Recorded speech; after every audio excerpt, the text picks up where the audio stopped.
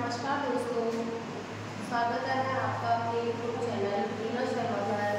दोस्तों आज से हम हिंदी व्याकरण को पढ़ना शुरू करेंगे और हर दिन एक एक प्रकरण को पढ़ते हुए हम हिंदी व्याकरण के सभी प्रकरणों को पूरा करेंगे। दोस्तों आज जो हमारा प्रकरण रहेगा वह प्रकरण रहेगा संज्ञा।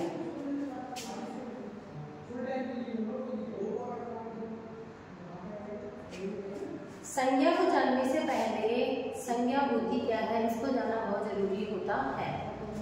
दोस्तों आपको पता है जैसे इस संसार के अंदर हम सब कुछ देखते हैं। कहने का तात्पर्य यह है कि हम जब हमारी आंख बंद करने के बाद में जब हम हमारी आंख को खोलते हैं और हमें जो कुछ दिखाई देता है वह सब क्या है, संज्ञा है। जो सब कुछ दिखाई दे रहा है वो हम हर एक चीज वैसे तो कह नहीं सकते, संज्ञा संज्ञा संज्ञा संज्ञा संज्ञा। इसलिए उस संज्ञा की जगह पर हम जो चीज काम में लेते हैं वो क्या होता है, नाम। कहने का तात्पर्य कि कक्षा है, कक्षा के अंदर बहुत सारे विद्यार्थी हैं तो हम सभी को ऐसे तो कह नहीं सकते कि संज्ञा संज्ञा संज्ञा। बहुत सारी वस्तुएं भी हैं तो उनको भी हम ऐसे नहीं कह सकते संज्ञा संज्ञा संज्ञा। यानी हमने संसार की प्रत्येक चीज जो हमें दिखाई देती है और जो दिखाई भी नहीं देती यानी हम महसूस करते हैं वो सभी क्या है, संज्ञा है। तो हमने संसार की हर एक चीज को हमने क्या दे दिया, नाम दे दिया। तो संज्ञा का शाब्दिक अर्थ ही क्या होता है, नाम। दोस्तों कई बार ये प्रश्न सीधा सीधा एग्जाम में पूछा जा चुका है कि संज्ञा का शाब्दिक अर्थ क्या होता है। शाब्दिक अर्थ होता है नाम। अब हम आगे बात करते संज्ञा की परिभाषा की। संज्ञा की परिभाषा की अगर हम बात करें तो संज्ञा की परिभाषा तो हम बचपन से पढ़ते आ रहे हैं, जिसके अंदर हम पढ़ते हैं कि वे शब्द जो किसी व्यक्ति, वस्तु, स्थान, प्राणी, भाव आदि का बोध कराते हैं उन्हें क्या कहते हैं, हम संज्ञा कहते हैं। अगर हम कुल मिलाकर अगर हम बात करते हैं तो परिभाषा में चार चीज हमें पढ़नी है। क्या? किसी प्राणी, वस्तु, स्थान तथा भाव के नाम का बोध कराने वाले शब्द क्या कहलाते हैं, हमारी संज्ञा कहलाते हैं। तो हम आगे देखते हैं क्या, परिभाषा। परिभाषा में हम कहते हैं वे शब्द जो किसी प्राणी, वस्तु, स्थान तथा भाव के नाम का बोध कराते हैं संज्ञा कहलाते हैं। कुल मिलाकर अगर हम देखते हैं तो इस संसार के अंदर मुख्य रूप से चार चीज है, प्राणी, वस्तु, स्थान तथा भाव के नाम का बोध कराने वाले शब्दों को क्या कहते हैं, हम संज्ञा कहते हैं। अब हम आगे चलते हैं, संज्ञा के कितने भेद होते हैं उनकी हम बात करते हैं। तो संज्ञा के अगर हम भेदों की बात करते हैं तो संज्ञा के मुख्य रूप से कितने भेद होते हैं, संज्ञा के मुख्य रूप से तीन भेद होते हैं। मुख्य रूप से अगर हम बात करते हैं तो संज्ञा के मुख्य रूप से कितने भेद होते हैं, तीन भेद होते हैं। अगर हम पहले भेद की बात करते हैं तो पहला भेद होता है हमारा क्या, व्यक्तिवाचक संज्ञा। दूसरे भेद की बात करते हैं तो दूसरा भेद होता है हमारा क्या, जातिवाचक संज्ञा। तीसरे भेद की अगर हम बात करते हैं तो हमारा तीसरा भेद होता है भाववाचक संज्ञा। कई व्याकरण की किताबों के अंदर लिखा हुआ है कि संज्ञा के 5 भेद होते हैं, लेकिन अगर हम मुख्य रूप से संज्ञा के भेदों की बात करते हैं तो 3 भेद ही होते हैं। हाँ, जो 2 भेद और बताए गए हैं वो जातिवाचक संज्ञा के उपभेद के रूप में बताए गए हैं, जिसमें हमारा एक हो जाता है समूह है वाचक संज्ञा और दूसरा हमारा हो जाता है द्रव्यवाचक संज्ञा। तो दोस्तों संज्ञा के मुख्य रूप से कितने भेद होते हैं, 3।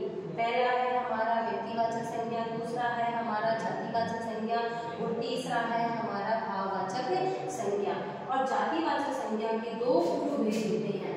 जातिवाचक संज्ञा के दो क्या होते हैं, उपभेद होते हैं। पहला हमारा है समूहवाचक संज्ञा और दूसरा है हमारा द्रव्यवाचक संज्ञा। तो फटाफट से उतार लीजिए, हम एक एक भेद को विस्तृत से थोड़ा पढ़ेंगे। फटाफट से उतारिए, स्क्रीनशॉट ले लीजिए।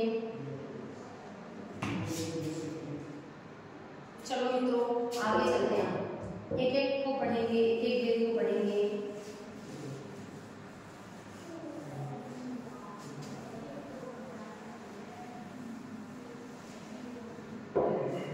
पहला भेद क्या था हमारा, व्यक्तिवाचक संज्ञा। दोस्तों व्यक्तिवाचक शब्द को अगर हम तोड़कर देखते हैं तो ये शब्द क्या है, वि धन अक्ति। अगर अक्ति शब्द की अगर हम बात करते हैं तो अक्ति का मतलब होता है प्रकट होना। वि हमारा उपसर्ग है जिसका मतलब होता है विशेष रूप से। व्यक्ति शब्द का अगर हम टुकड़ा करते हैं, कुल मिलाकर अगर बात करते हैं तो इसके अंदर हमारी यह शुद्धि भी है। व्यक्तिवाचक की बात करते हैं तो वि धन अक्ति। अक्ति का मतलब होता है प्रकट होना, वि का मतलब होता है विशेष रूप से। तो व्यक्तिवाचक संज्ञा क्या होती है, जो इस संसार के अंदर विशेष रूप से प्रकट हुई हो। यानी जो पहले का मतलब है कि हम बात करें कि किसी के नाम का बोध जो इस संसार के अंदर सिर्फ सदैव एक हो, सदैव एक वचन, और जो हमें क्या, जो हमें दिखाई दृश्यमान। यानी व्यक्तिवाचक संज्ञा क्या है, सदैव एक वचन रहती है जो इस संसार के अंदर विशेष रूप से प्रकट होती है। इस संसार के अंदर उसके जैसा कोई दूसरा नहीं होता, वो हमारी होती है व्यक्तिवाचक संज्ञा, और जो हमें दिखाई भी देती है और सदैव एक वचन होती है। जैसे अगर हम बात करते हैं तो हम बात करते हैं तो जैसे हमारा हिमालय है, हमारी गंगा है, ये संसार के अंदर एक है, इनका कभी बहुवचन नहीं बना, और इस संसार के अंदर क्या है, इनका कभी बहुवचन नहीं बना और इस संसार में एक ही है। तो व्यक्तिवाचक संज्ञा का मतलब क्या होगा, जो इस संसार में एक है और जो दिखाई देती है वो हमारी होती है व्यक्तिवाचक संज्ञा। दूसरी भेद की अगर हम बात करते हैं, जातिवाचक संज्ञा होती है हमारा। जातिवाचक संज्ञा की अगर हम बात करते हैं तो जातिवाचक संज्ञा में क्या है, एक वचन तो होता ही है, ये भी एक वचन भी होती है, एक वचन में भी होती है जातिवाचक संज्ञा, लेकिन एक वचन है, लेकिन ऐसे एक वचन है, ऐसे एक वचन जिनका हम बहुवचन भी बना सके। कहने का तात्पर्य क्या है कि जैसे एक वचन में होती है, जैसे मैं बात करूं क्या, नदी। अब नदी का नदियां तो बन सकती है ना, तो एक वचन भी हो सकता है, और एक ऐसे एक वचन जिनका हम बहुवचन भी बना सकते हैं, वो हमारी जातिवाचक में होती है। यानी दोस्तों आपको समझ में आ गया होगा कि व्यक्तिवाचक संज्ञा यानी संसार के अंदर एक हो, उसका कभी बहुवचन नहीं बन सकता, और जो हमें दिखाई दे वो व्यक्तिवाचक संज्ञा है। और जातिवाचक संज्ञा क्या है कि एक वचन भी हो सकती है, लेकिन उसका बहुवचन भी बन सकता है, और वो भी हमें क्या दिखाई देती है, यानी ये भी क्या होती है, दृश्यमान होती है, हम देख सकते हैं। अब इसके अलावा हम तीसरे भेद की बात करते हैं, वो था हमारा क्या, भाववाचक संज्ञा। तो दोस्तों आपको व्यक्तिवाचक संज्ञा और जातिवाचक संज्ञा पढ़ने के बाद में आराम से समझ में आ गया होगा कि भाववाचक संज्ञा के लिए कौन से शब्द बचे हैं। जो इस संसार में एक है वो है हमारा व्यक्तिवाचक संज्ञा, जो इस संसार में एक भी है लेकिन एक है जिनके बहुवचन भी बनाए जा सकते हैं, भूत भी बन सकते हैं, वो हमारा जातिवाचक हो गया। और जो हमें दिखाई नहीं दे यानी अदृश्यमान,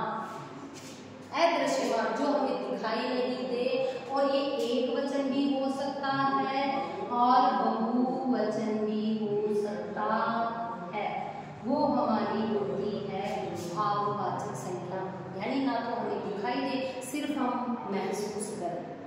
जैसे आप दोस्तों कहेंगे कि मैम में कितनी अच्छाई है। अब ये अच्छाई आपको कहीं दिखाई तो नहीं दे रही होगी। अब इस अच्छाई की हम क्या बना सकते हैं, अच्छाइयाँ बना सकते हैं। तो ये क्या है, हमारी भाववाचक संज्ञा है। तो वापस एक बार आइए दोस्तों, हमने संज्ञा की परिभाषा देखी थी, हमने संज्ञा के मुख्य रूप से 3 भेद देखे हैं। व्यक्तिवाचक संज्ञा यानी एक से एक का बोध होना, एक से एक का बोध होना बराबर हमारी क्या होती है, व्यक्तिवाचक संज्ञा होती है। जातिवाचक संज्ञा के अंदर क्या होता है, जो एक नहीं होता, जो अनेक होता है, एक भी हो सकता है लेकिन हम उसका बहुवचन भी बना सकते हैं, वो होती है हमारी जातिवाचक संज्ञा। और तीसरी हम बात करते हैं भाववाचक संज्ञा की, जो व्यक्तिवाचक नहीं है, जो जातिवाचक संज्ञा नहीं है, अर्थात हमें दिखाई नहीं देती है, वो सब की सब क्या है, हमारी भाववाचक संज्ञा है। तो दोस्तों अगर आपको यह वीडियो अच्छा लगा हो और अगर इस वीडियो को पढ़ने के बाद में आपका संज्ञा प्रकरण अच्छे से हो गया हो, आपको समझ में आ गया हो, तो प्लीज़ चैनल को सब्सक्राइब जरूर करना, लाइक करना और शेयर करना। मेरा यकीन मानना कि इस वीडियो को पढ़ने के बाद में आपके मन में जितने भी संज्ञा को लेकर जितने भी डाउट हैं वो क्लियर हो जाएंगे। आप आराम से किसी भी शब्द में संज्ञा पहचान सकेंगे। अगर आप संज्ञा नहीं इनमें से अगर आप संज्ञा शब्द की पहचान नहीं कर पा रहे हो तो मुझे कमेंट करके जरूर बताना। मेरा यकीन मानिए आपकी इसी टॉपिक से, इसी वीडियो से आपकी संज्ञा प्रकरण कंप्लीट हो जाएगा। Thank you.